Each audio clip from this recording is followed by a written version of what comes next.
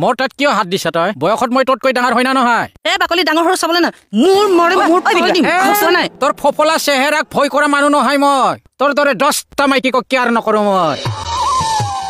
এই হ'ব দিয়া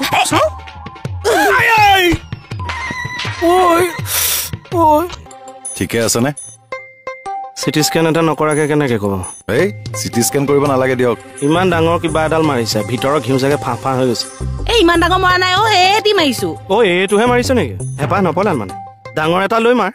তই নাজানো মই মূৰত চুট পোৱা মানুহ বুলি কেকেদা হ'ব দিয়কচোন প্লিজ না মা তই নাজানো ছাৰ এনেকে যদি ষ্টাফৰ মানুহক হত্যাৰ ষড়যন্ত্ৰ কৰে তেতিয়াহ'লে কি বিশ্বাসত মানুহ পুলিচত ভৰ্তি হ'ব একো ষড়যন্ত্ৰ কৰা নাই মই বস্তুডালেহে মাৰিছিলো আপোনালৈও মৰা নাছিলো তই চিনিয়ৰ মানুহটো কিয় মাৰিলি বসুমতাইক তুমি কিয় মাৰিবা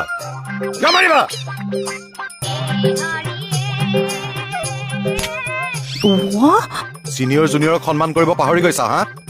নহয় মানে ছাৰ